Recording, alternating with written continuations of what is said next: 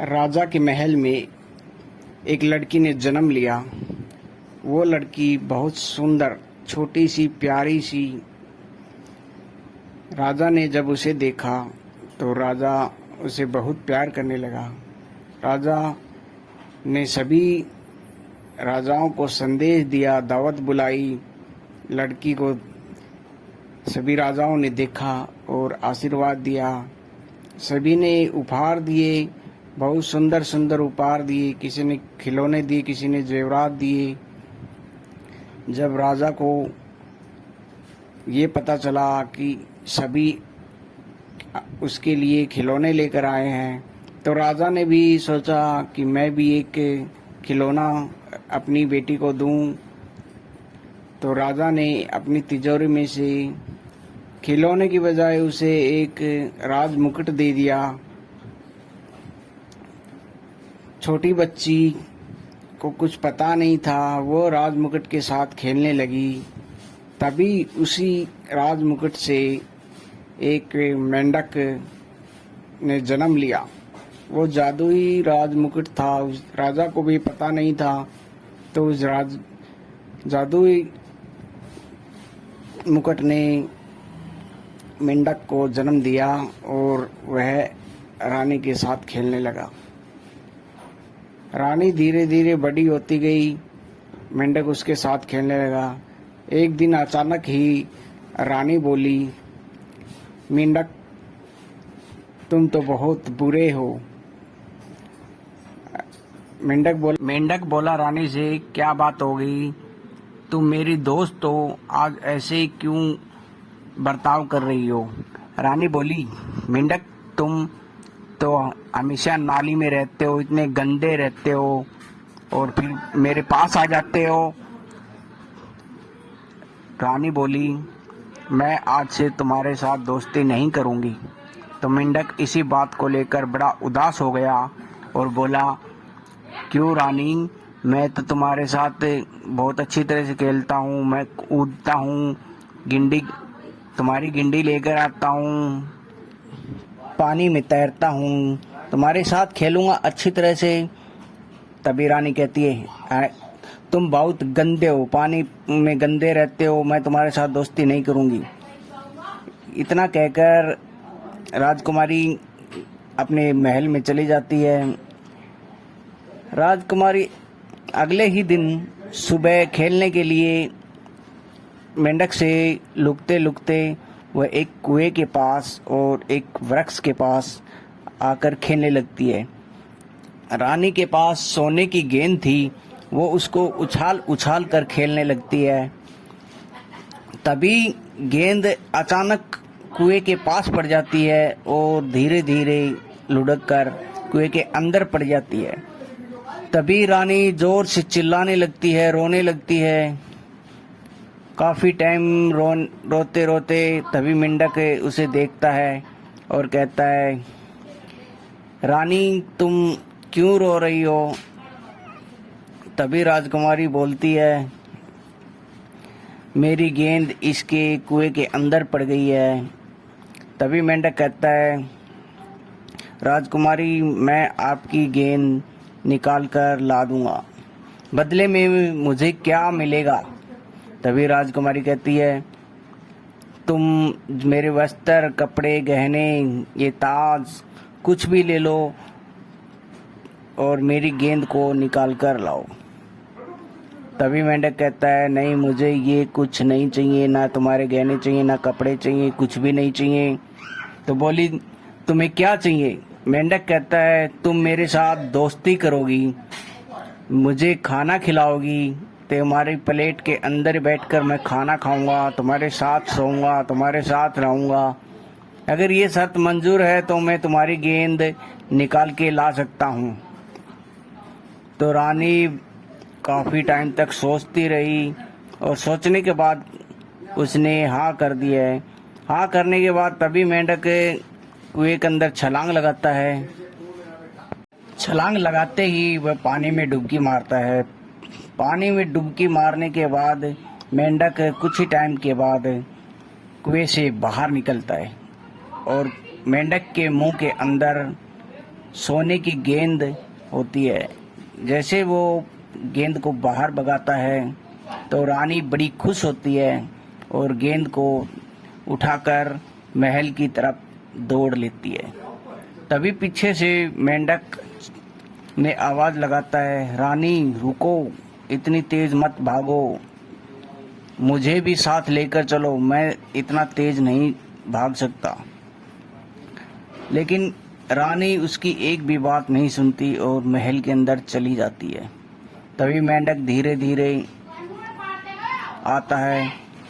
कुछ टाइम के बाद राजा और रानी और उसकी माता खाने के लिए बैठ जाते हैं।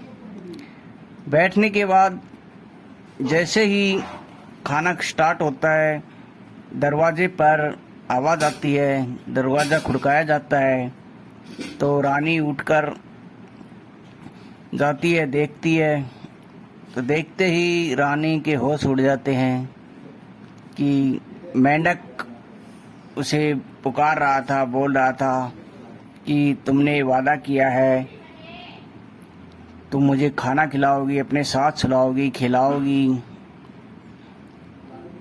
इतना कहकर रानी उसे गेट को वापस बंद कर देती है और खाने के लिए बैठ जाती है। तभी राजा बोलता है, क्या हुआ बेटी? तो रानी कहती है, पापा जी, मेरी गेंद कल कुएं में पड़ गई थी और मुझे एक मेंढक ने एक वादा कर दिया कि तुम्हारी गेंद अगर मैं निकाल कर लाऊंगा तो तुम मेरे साथ दोस्ती करोगी, खाना खिलाओगी और सुलाओगी। ये सब मैंने उसे बोल दिया था और मैं गेंद लेकर आ गई। तो राजा कहता है, बेटा तुमने वादा किया है तो निभाना भी पड़ेगा। तो रानी उस मेंढक को अंदर ले आती है और खाने पर बैठा लेती है। जैसे रानी प्लेट के अंदर खाना डालती है, मेंढक खाने को बहुत जल्दी ही खा जाता है। कुछ टाइम के बाद रानी फिर प्लेट के अंदर खाना डालती है और मेंढक फिर उस प्लेट का खाना खा जाती है।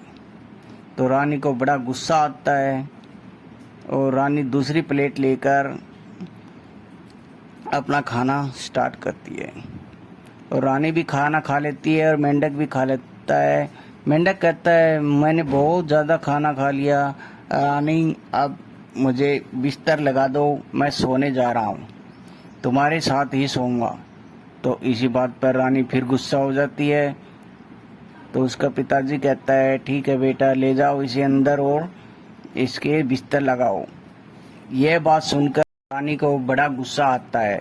तभी राजा बोलता है, बेटी हमारी परंपरा है, हमने जो वादा किया है वो निभाना पड़ेगा। तभी रानी गुस्से में उस मेंढक को अपनी 2 उंगलियों से उठा लेती है। उठाने के बाद वह उसे अंदर दरवाजे में ले जाती है और फिर दरवाज़ा बंद कर कर कमरे में एक कोने में बैठा देती है और कहती है, बेकार मेंढक, तुम आज पूरी रात इसी कोने में बैठे रहोगे।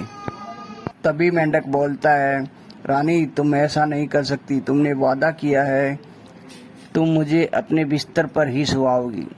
तभी रानी को गुस्सा आता है और कहती है, मेंढक ऐसा मैं कभी नहीं करूँगी। तभी मेंढक भी कहता है, अगर तुमने मुझे नहीं सुलाया तो मैं अभी राजा को जाकर बता दूंगा।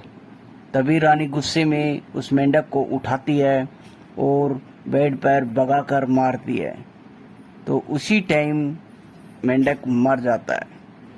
रानी को लग रहा था कि मेंढक मजाक कर रहा है, तो रानी ने मेंढक को उठाया और हिलाया डुलाया लेकिन मेंढक तब तक मर चुका था।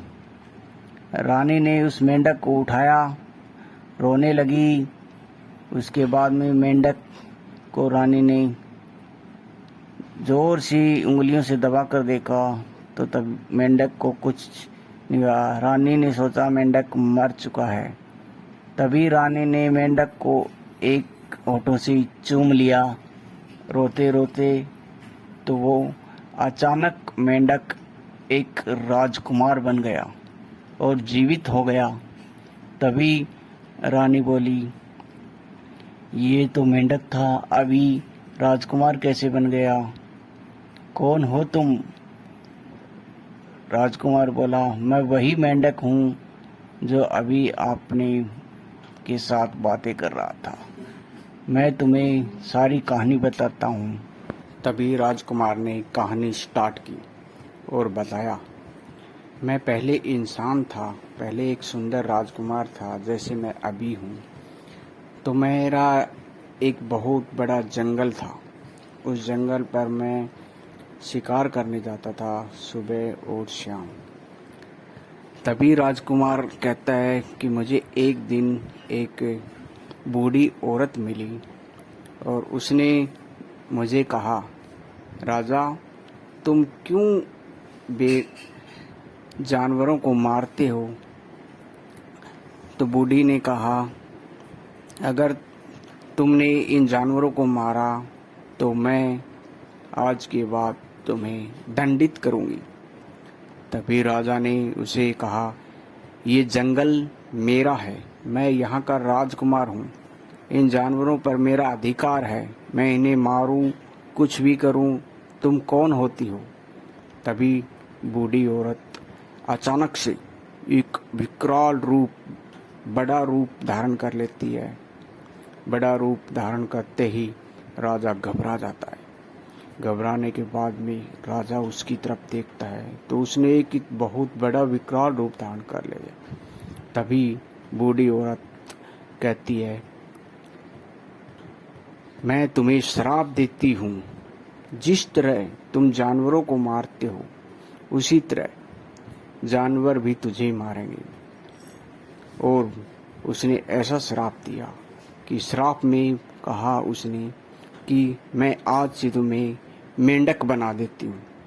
तो मेंढक बनाने का श्राप दे दिया और राजकुमार मेंढक बन गया।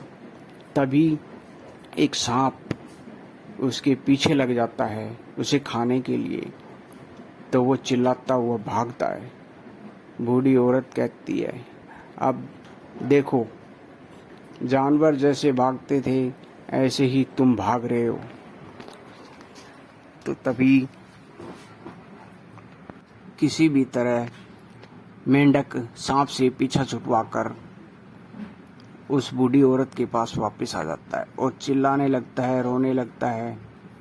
बूढ़ी औरत कहती है, मेरे श्राप का असर तभी जाएगा जब तुम किसी सुंदर राजकुमारी से उसका विश्वास जीत लोगे और एक अच्छा काम करवाओगे, तो तभी ये तुम इंसान में बदल जाओगे।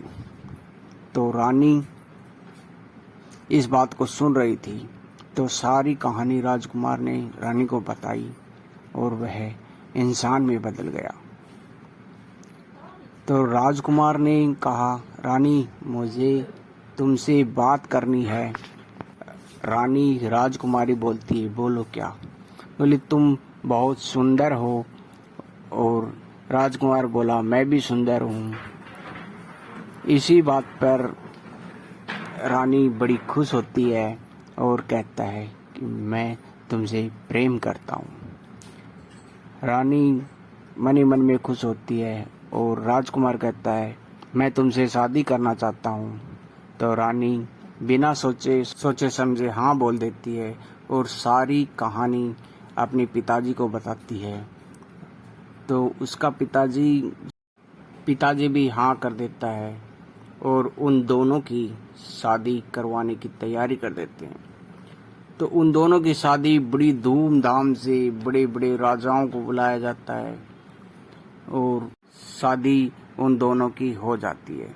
शादी होने के अगले ही दिन राजकुमार कहता है कि हमें 2 बच्चे चाहिए। 2 बच्चों की कल्पना करते हुए कुछ सालों के बाद उन्होंने 2 बच्चे भी पैदा कर लिए। एक दिन अचानक उसका लड़का जंगल में चला जाता है और वहाँ पर जानवरों को मारने लगता है। तभी अचानक वही बूढ़िया, वही औरत उसके सामने आ जाती है और कहती है, तुम इन जानवरों को मारोगे तो मैं तुम्हें शराब दे दूंगी। और यह बात सुनकर उसे पता चल जाता है कि इसी बुढ़िया ने मेरे पिताजी को भी श्राप दिया था। तभी वह अचानक उस बुढ़िया पर वार कर देता है। एक तरफा वार करते हुए उस बुढ़िया को मार डालता है। तो वह बुढ़िया मरते मरते भी उसे श्राप दे जाती है कि जब तक ये जंगल रहेगा मेरी आत्मा, इसी जंगल में मेरी आत्मा घूमती रहेगी। यह बात सुनकर राजकुमार का लड़का उस जंगल को छोड़कर भाग जाता है और फिर कभी भी उस जंगल में शिकार करने के लिए नहीं जाता और वह अपने महल में ही रहकर अपने माता पिता की सेवा करता है और उससे शिक्षा लेता है वो कभी भी किसी जानवर को नहीं मारेगा। इसका उसका छोटा बेटा एक दिन अचानक ही जंगल में चला जाता है। जंगल में फिर वही बूढ़िया की आत्मा उसे दिखाई देती है और उसे बूढ़िया जानवरों को मारने के बदले में उसे श्राप दे देती है कि वह आजीवन इसी जंगल में घूमता रहेगा।